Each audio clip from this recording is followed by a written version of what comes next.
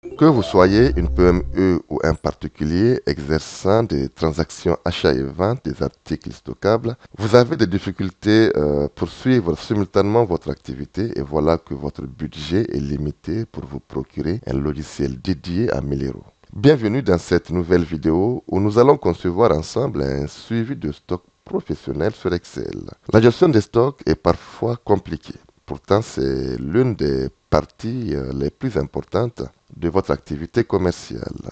Dans la vidéo d'aujourd'hui, vous allez gérer et suivre efficacement vos achats et ventes de votre stock grâce à plusieurs formules que vous avez l'habitude certainement d'utiliser, mais peut-être différemment. Cela vous fera non seulement gagner du temps, mais réduire également vos excédents de stock et vos ruptures de stock.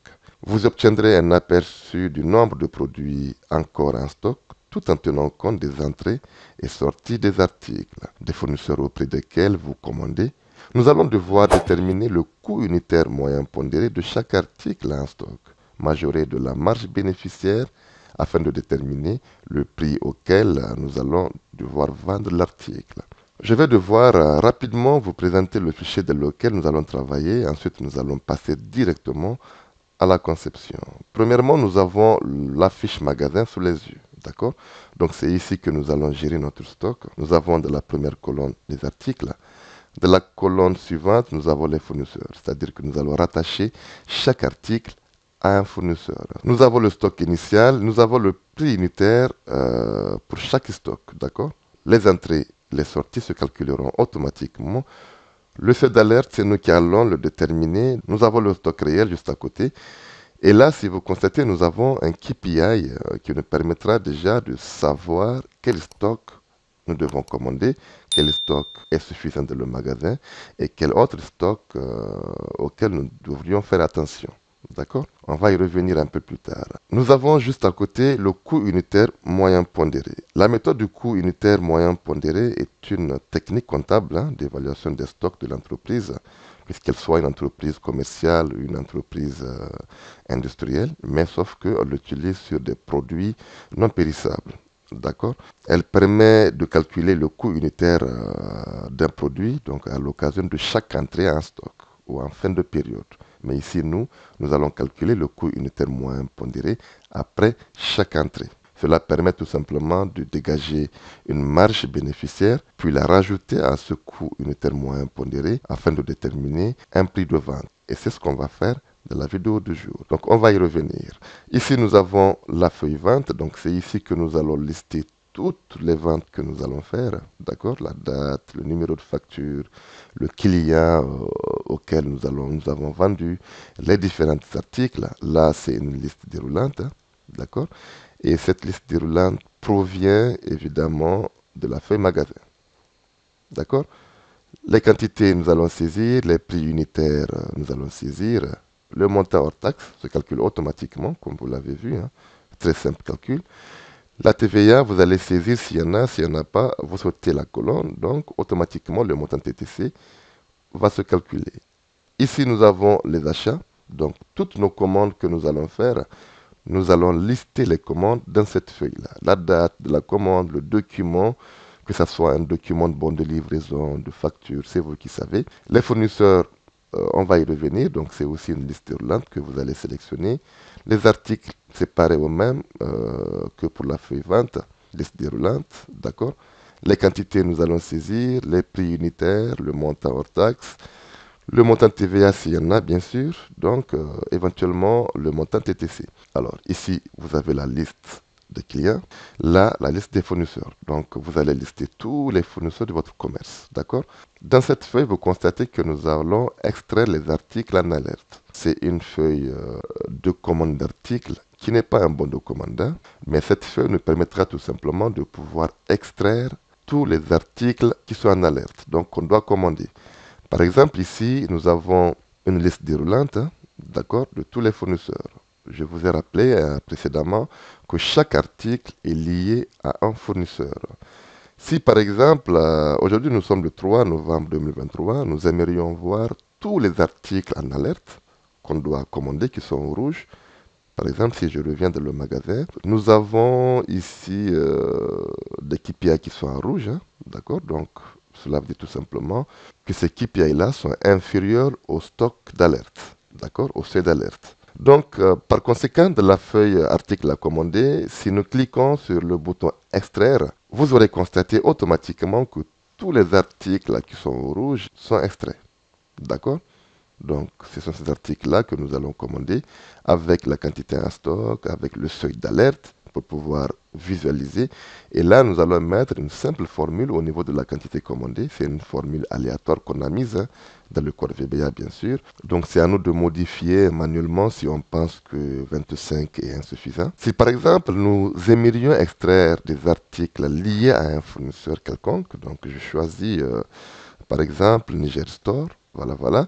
Et là, j'extrais. Vous constatez directement que nous allons extraire les articles liés à Niger Store. Donc, nous avons qu'à imprimer, ajuster les quantités à commander, d'accord, et envoyer la fiche à notre fournisseur. Donc, voilà, ensemble, nous allons concevoir, nous allons bâtir ce fichier Excel merveilleux, d'accord. Nous avons pas mal de choses à faire et nous n'allons pas dépasser 3/4 d'heure, hein, d'accord. Donc, restez jusqu'à la fin de la vidéo. Ici, vous trouverez toutes les techniques et astuces sur Excel et VBA qui vous permettront d'être plus efficace. Alors abonnez-vous à cette chaîne, cliquez sur la petite cloche pour ne rater aucune de nos prochaines vidéos.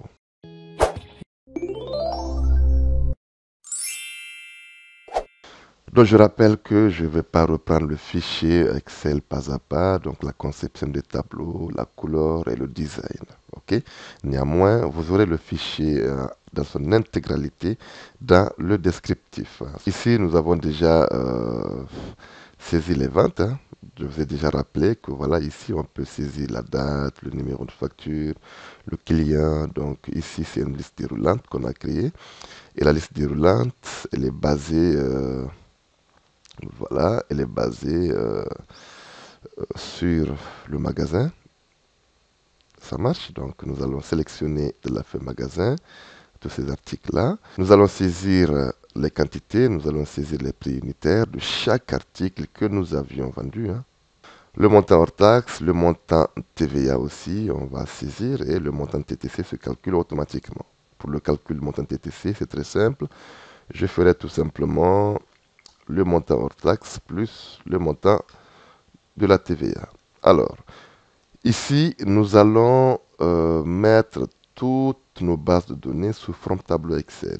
Pour mettre une base de données sous forme tableau Excel, c'est très simple. Je clique n'importe où de la base, je me dirige de l'onglet Accueil, et là, vous avez un onglet ici, mettre sous forme tableau Excel. Vous allez cliquer et automatiquement le tableau se mettra en forme. Bon, là, j'ai déjà mis le tableau sous forme tableau Excel. Le tableau s'appelle Vente. Par rapport à l'achat aussi, le tableau a été mis sous forme tableau Excel. Il s'appelle Achat. Vous aurez constaté. Au niveau du magasin, donc vous avez l'onglet Création. Ça veut dire que le tableau a été mis sous forme tableau Excel. Donc, il est intitulé Magasin. Là, vous n'en avez pas besoin. La liste des clients aussi, c'est pareil. Donc, il s'appelle Client. Liste des fournisseurs aussi s'appelle Fournisseur. Rien de compliqué. D'accord? Donc, on va se basculer dans le magasin et puis par rapport à la feuille achat et vente, nous allons essayer d'automatiser nos entrées. Pour la formule d'entrée, je me bascule de la feuille de la cellule entrée et je fais la fonction somme-si. Cette fonction déjà, vous la maîtrisez. Somme-si. Donc, plage de la somme, je viens au niveau des achats parce que c'est une entrée. Je prends mes articles. Donc, comme nous sommes dans un mode tableau, je pointe tout simplement l'entête de mon tableau, de ma base de données, et je fais un clic. Point virgule. Là, le critère sera tout simplement l'article. Et là, pour la plage somme, je viens d'achat et je pointe ici, vous voyez cette flèche-là, je fais un clic. La formule est validée. Et là, j'écrase ma formule et là, j'ai les différentes entrées dans notre commerce. Par rapport à la sortie, je fais la même chose, somme-ci. Je me bascule dans la feuille vente cette fois-ci parce qu'on considère une vente comme une sortie d'article. Donc ici, je sélectionne les articles. Là, je mets un point virgule pour le critère. Je viens dans le magasin, je sélectionne les articles pour la plage somme, toujours dans vente, je sélectionne mes quantités. Je ferme la parenthèse et je valide. Donc, j'écrase ma formule. D'accord? Donc, nous avons identifié les entrées et nous avons identifié les sorties.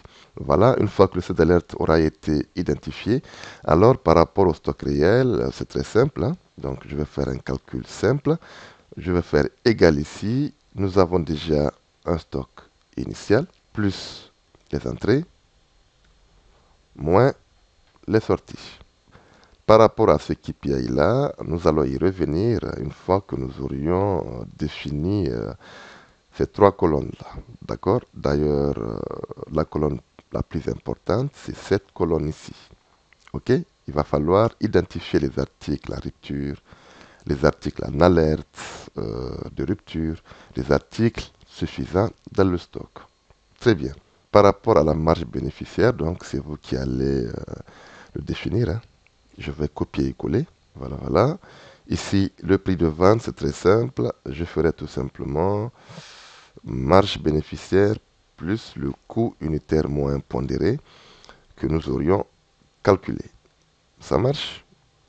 Alors, je vais mettre une autre colonne. Ici, donc je vais mettre valeur en stock. D'accord? Cette valeur nous permettra de savoir réellement combien nous avons en stock. D'accord? En termes numéraires, quoi. Donc, pour la valeur de stock, je ferai tout simplement le coût unitaire moyen pondéré multiplié par le stock réel. D'accord? Là, on va y revenir un peu plus tard. Ici, nous allons déterminer le coût unitaire moyen pondéré. Donc, nous avons une formule standard, hein, du coût unitaire moyen pondéré après chaque entrée qui est affichée à l'écran. Nous allons essayer de matérialiser cette formule-là dans Excel. C'est la valeur du stock initial plus la valeur de toutes les entrées divisé par la valeur des quantités des entrées. Pour cela, je vais faire égal et je vais mettre une parenthèse ici. Le stock initial, je vais le prendre, je vais multiplier par son prix unitaire, j'aurai déjà la valeur, d'accord? Je vais additionner la fonction somme-ci. Somme-ci, là, je vais aller chercher la valeur des entrées. Donc, la plage, je viens au niveau des achats, je sélectionne mes articles ici. Pour le critère, je retourne dans le magasin, je sélectionne mes articles là. Et là, pour la somme plage, je viens toujours de la feuille achat. Je sélectionne, attention, le montant hors taxe. Le coût unitaire moyen pondéré se calcule en hors taxe. Je ferme la parenthèse. Ce résultat, je vais le mettre entre parenthèses et je vais le diviser par la valeur des entrées. Donc, par rapport à la valeur des entrées, je vais prendre tout simplement le stock initial plus les entrées. Très simplement, si je valide, vous aurez constaté que nous avons 3618 pour le coût unitaire moyen pondéré. Mais pourquoi 3618 alors que le stock initial a un prix initial de 4000? On va vérifier. Je vais copier cet article-là, je vais au niveau des achats, donc je vais insérer un filtre Alt-Shift-L, d'accord? Donc je vais coller, et là je fais OK. Comme vous le constatez, nous avons fait une première entrée de 30 au prix unitaire de 5000. Jusque-là, il n'y a pas de problème, d'accord? Nous avons fait une deuxième entrée de 48, cette fois-ci à 2500. Donc nous avions eu cet article-là très moins cher à la dernière commande. Donc c'est pour cela même que nous avions changé de fournisseur. Au début, c'était Niger Store, mais après, nous avons changé un nouveau fournisseur. Donc c'est très important de rattacher les fournisseurs aux articles. Donc, raison de plus que notre coût unitaire moyen pondéré tombe à 3000. Cela veut dire tout simplement que nous avons un coût unitaire moyen pondéré après chaque entrée de 3618. Nous allons cette fois-ci définir une marge bénéficiaire que nous allons rajouter au coût unitaire moyen pondéré et nous allons faire un prix de vente de 4100. 118. Pour le KPI, ça c'est très intéressant, d'accord? Je vais vous montrer une technique simple pour pouvoir détecter les KPI sans pour autant mettre des fonctions si, imbriquer des fonctions afin de déclarer des alertes. Là, nous allons mettre une formule simple. Je vais d'abord donner le raisonnement sur lequel je vais me baser pour faire l'alerte. Ici, nous avons un stock réel de 98. Nous avons mis un seuil d'alerte à 50. Nous avons trois indicateurs à mettre en place. Le premier indicateur, c'est quoi? C'est que si le stock réel est supérieur au seuil d'alerte, il n'y a pas de commande, donc nous allons mettre un KPI vert. Deuxième alerte, c'est que nous allons dire tout simplement que si le stock réel s'approche du stock d'alerte à moins de 50% de la différence entre le stock réel et le stock d'alerte, alors là, nous allons alerter, d'accord? Et le troisième, tant que le stock réel est inférieur au seuil d'alerte, là, nous allons commander. Donc pour cela, on va mettre une petite formule. Donc c'est le stock réel moins le seuil d'alerte divisé par le seuil d'alerte. OK? Vous allez comprendre que nous avons ici 0,96. Si on le formate, vous allez voir qu'ici, nous avons 96% avant d'arriver au seuil d'alerte. Donc c'est bon. Ici, 70%, c'est bien. Là, on est carrément en dessous du stock du seuil d'alerte. Donc, on doit commander. Ici, nous avons moins de 13%. Là, vous voyez, nous avons 54%, c'est bien. Mais là, nous avons 38%. À ce niveau, nous allons alerter pour dire que, attention, nous nous approchons du stock d'alerte. Donc ici, nous allons sélectionner la colonne et nous allons nous basculer dans l'onglet Accueil. Et là, mise en forme conditionnelle, nouvelle règle. D'accord? Donc je me positionne sur la première option, mettre en forme toutes les cellules d'après leur valeur. Je vais sélectionner les jeux d'icônes. Là, nous avons des indicateurs très puissants, d'accord, que nous allons mettre en œuvre et vous allez pouvoir adapter ces indicateurs-là à votre réalité. Dans cette liste déroulante, nous avons différents types d'indicateurs. Moi, je sélectionne celui-là. Nous avons ici les différents types de KPI. Là, on peut changer, on peut changer, voilà, éventuellement. On peut changer en conséquence, mais moi, je garde ces KPI-là. Si la valeur de la cellule est supérieure ou égale à quoi? Donc, je dis ou égale à supérieur ou égale à 0,5. Donc, c'est supérieur à 50%. D'accord? Donc, je veux tout simplement une icône verte. Ça veut dire qu'il n'y a pas de commande, tout est bon. OK? Dès que je clique ici, la borne inférieure, vous constatez que ça prend déjà.